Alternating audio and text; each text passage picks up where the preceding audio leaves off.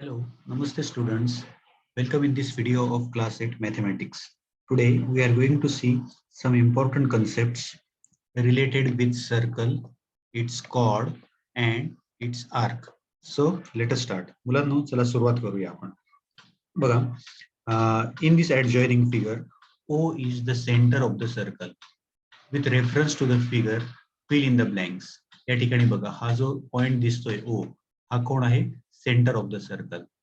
आता मुलांना एक लक्षात घ्या की any point on the circle, कुठलाही पॉइंट घ्या सर्कलवरचा, पॉइंट एक्स घ्या किंवा तुम्ही पॉइंट ओ घ्या, पॉइंट ओ, पॉइंट बी, तर कुठलाही पॉइंट तुम्ही घेतला तर हे सगळे पॉइंट्स कसे असणार आहेत? All these points they are at equal distance from the centre of the circle. ही गोष्ट कायम लक्षात ठेवा तुम्ही की any point on the circle, सर्कलवरती तुम्ही जो पॉइंट घ्याल, सर्कलवरचा पॉइंट घ्यायचा, तर तो पॉइंट जो असणार आहे हा या सेंटर पासून इक्वल डिस्टन्सवर असणार आहे. म्हणजे डिस्टन्स ओडी हे जर तुम्ही मोजलं, डिस्टन्स ओडी व्यवस्थित पट्टीने तुम्ही हे मोजलं डिस्टन्स ओडी, तर ते डिस्टन्स कोणा इतकं येणार आहे? डिस्टन्स ओबी इतकं येणार आहे. जर तुम्ही ओ एक्स असा एक लाईन सेगमेंट काढला तर ते ओ एक्स डिस्टन्स पण कोणा इतकं येणार आहे? ओडी इतकं येणार आहे.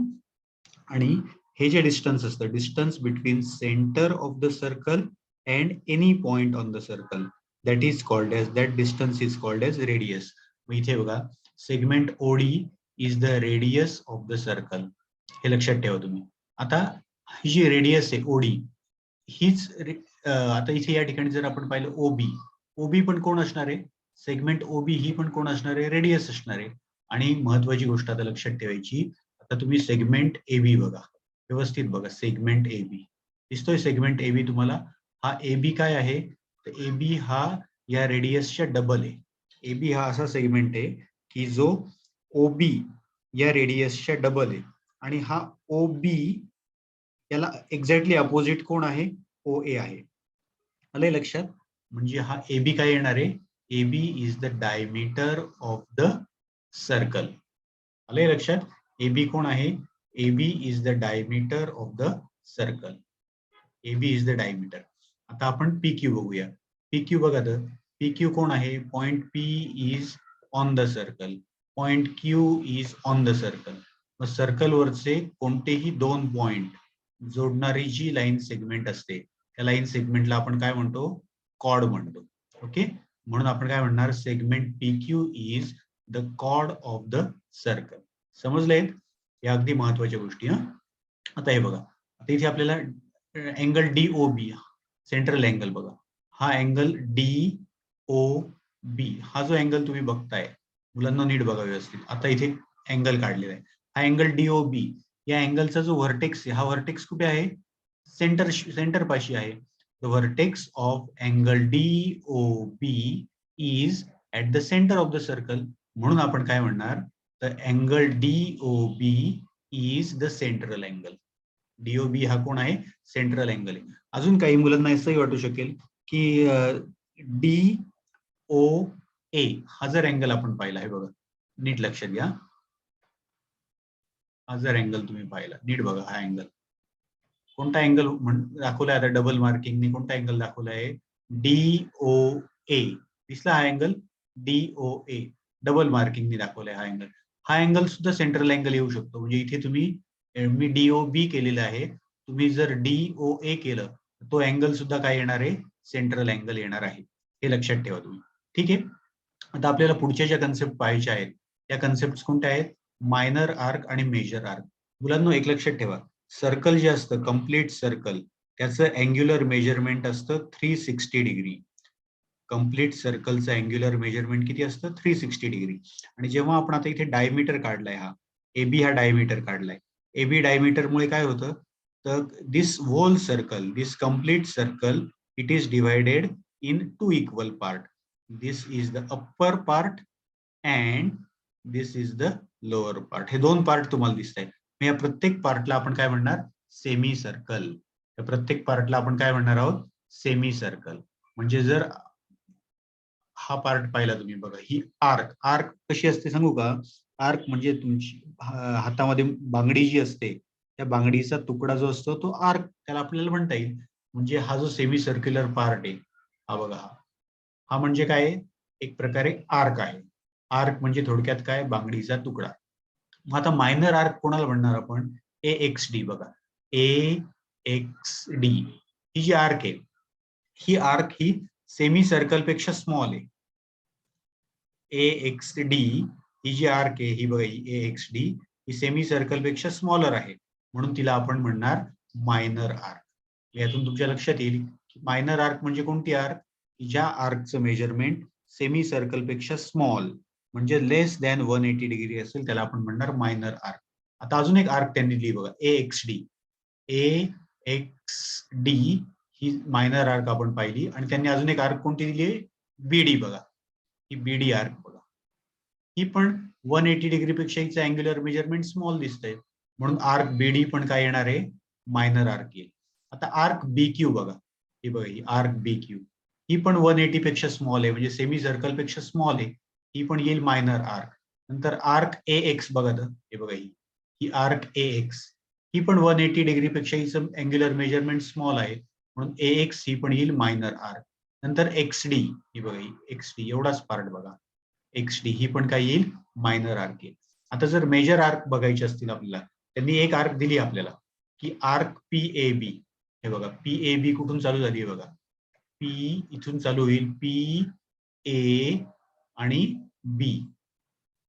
आता हा पाहिल्या तुम्हाला कळेल की सेमी सर्कल पेक्षा मोठी आहे ही आर्क पी ए बी, म्हणून तिला आपण म्हणणार मेजर आर्क. तसंच पी पी डी क्यू बघा, पी पासून चालू झालं, पी पासून चालू झालं आणि जर आपण असं पुढे पुढे चालत गेलो पी डी आणि क्यू पर्यंत आलो, तर हा जो पोर्शन असणार आहे हा 180 डिग्री पेक्षा ती आर्क मोठी आहे, त्याच्यामुळे तिला म्हणणार आपण मेजर आर्क. अजून एक मेजर आर्क आपण लिहू शकतो बघा, तर ए डी क्यू बघा, तर तुम्ही ए पासून चालू झालं, ए डी आणि क्यू, ए डी क्यू इथे काय होणार आहे? ती ए डी क्यू ही कोण येणार आहे? ए डी क्यू ही कोण येणार आहे? मेजर आर्क येणार आहे. येतंय लक्षात तुमच्या? ए डी क्यू ही मेजर आर्क आली. आता आपण सेमी सर्क्युलर आर्क तर मगाशीच पाहिले आहे, ए डी बी. हे बघा, ए पासून चालू झालं, ए डी बी ही सेमी सर्क्युलर आर्क. अजून एक सेमी सर्क्युलर आर्क कोणती दाखवू शकतात तुम्ही? बघा, ए पासून चालू करायचं, ए पी आणि बी ही A P B G arc आहे तिलाच तुम्ही ए क्यू बी असं सुद्धा म्हणू शकतात. म्हणजे आर्क ए पी बी आणि आर्क ए क्यू बी ह्या सेम आहेत, हे लक्षात घ्या. आता इथे तुम्ही लक्षात घ्या की ही जी आर्क आहे डीबी, ही जी डीबी आर्क आहे ना, हिचं मेजरमेंट किती असणार आहे? तो जो सेंट्रल अँगल आहे डीओबी, डीओबी सेंट्रल अँगल इतकंच तिचं मेजरमेंट असणार आहे. म्हणजे ती जी आर्क असते त्या आर्कचं मेजरमेंट किती असतं? तिचा जो करस्पॉन्डिंग सेंट्रल अँगल असतो त्याच्या इतकंच त्या आर्कचं मेजरमेंट असतं. आलंय लक्षात तुमच्या? म्हणून इथे आपण काय लिहिलं आहे? Measure of arc DB is equal to measure of angle DOB. आता जर मोठी आर्क आपण पाहिली डीएबी बघा बरं का, डी ए बी किती मोठी आर्क आहे बघा, दिसली तुम्हाला डीएबी आर्क? तर ह्या आर्कचं जर मेजरमेंट काढायचं असेल तर तुम्हाला काय करावं लागेल की टोटल सर्कल किती असतं? 360 डिग्री. 360 डिग्री मधून जर तुम्ही ही मायनस केली, 360 डिग्री मधून जर तुम्ही डीबी ही आर्क जर मायनस केली तर तुम्हाला कोणती आर्क मिळेल? ही बघा, ही डी ए बी. मग आपल्याला डीबी मायनस करायची आहे 360 मधून. डीएबी आर्क काढण्यासाठी 360 मधून आपल्याला डीबी मायनस करायची. पण डीबी मायनस करायची म्हणजेच किती मेजरमेंट मायनस करावं लागेल आपल्याला? तर डीबी आर्क इतकं मेजरमेंट कोणाचं आहे? डीबी आर्क इतकं मेजरमेंट कोणाचं आहे? अँगल डीओबीचं आहे. म्हणून आपण असं म्हणू शकतो की measure of arc DAB is equal to 360 degree minus measure of angle DOB. समजले या कन्सेप्ट? या सगळ्या कन्सेप्ट सर्कलसाठी अतिशय महत्वाच्या आहेत. नंतर पुढची जी कन्सेप्ट आहे ती पुस्तकामध्ये एक्सप्लेन केलेली, properties of chord of a circle. इथे काय दिलेलं आहे? Perpendicular drawn from the centre of a circle to its chord bisects the chord. म्हणजे हा सेंटर ऑफ द सर्कल आहे. इथून जर तुम्ही असं परपेंडिक्युलर काढला, कुठपर्यंत काढला या परपेंडिक्युलर?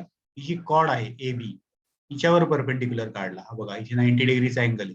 हा परपेंडिक्युलर काय करतो? तर त्या कॉर्डचे 2 इक्वल पार्ट करतो, म्हणजे AP it will be equal to PB. समजली ही प्रॉपर्टी? ही प्रॉपर्टी सुद्धा पुढचे एक्झाम्पल सॉल्व्ह करण्यासाठी अतिशय महत्वाची आहे. आणि मुलांनो, आता पुढचं जे प्रॅक्टिस सेट आहे 17.1, या 17.1 प्रॅक्टिस सेटमध्ये जे एक्झाम्पल्स आहेत त्यातले 2 एक्झाम्पल्स सोडवण्यासाठी एक नवीन व्हिडिओ तयार केलेला आहे. तो व्हिडिओ तुम्ही अवश्य बघा. 17.1 च्या व्हिडिओची लिंक याच व्हिडिओच्या डिस्क्रिप्शन बॉक्समध्ये देण्यात येणार आहे. ओके, तर आधीचा अभ्यास पण पूर्ण करा. 17.1 एक्सर प्रॅक्टिस सेट सुद्धा तुम्ही पूर्ण करायचं आहे. Thank you for watching this video. Bye.